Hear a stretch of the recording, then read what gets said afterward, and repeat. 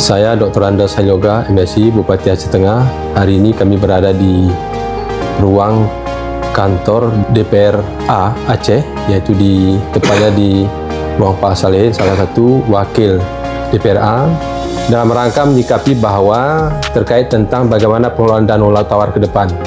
Ini adalah menjadi aset yang terindah yang diberikan Allah kepada kita. Ini yang harus kita jaga.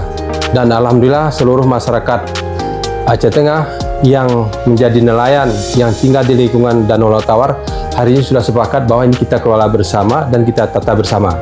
Cuman ada beberapa harapan dari masyarakat bagaimana nanti kami setelah tidak lagi menjadi nelayan. Yang poin pentingnya adalah bukan menangkap ikannya yang kita larang, tapi alat menangkap ikan, dan nanti akan ada pemberdayaan ekonomi, UMKM, kemudian juga ada nanti kita sebut zonasi. Zonasi ini nanti ada wilayahnya pertanian, ada perikanan, juga nanti ada daerah pariwisata. Semuanya kita tata dengan baik sehingga nanti program-program yang diberikan oleh provinsi pusat ini betul-betul terukur, terarah, sehingga semua nanti kita mendapatkan bahwa income per kapita pendapatan masyarakat ini betul-betul bertambah karena kita kelola dengan baik. Nah, sambutan program untuk menangani alhamdulillah tadi disambut dengan baik. Mungkin ada yang disampaikan oleh Pak Salehin.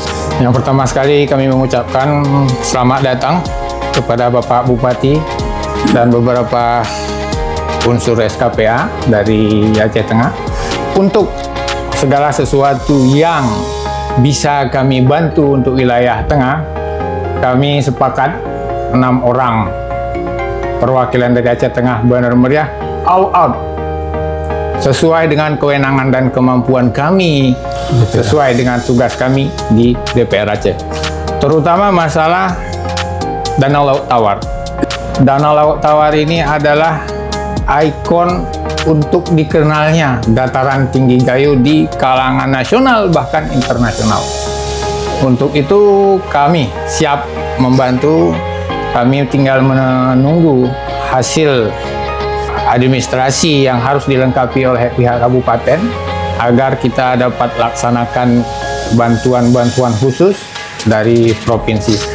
Atas nama masyarakat Aceh Tengah, bangga memiliki Bupati Dr. Andes Halioga. Terima kasih.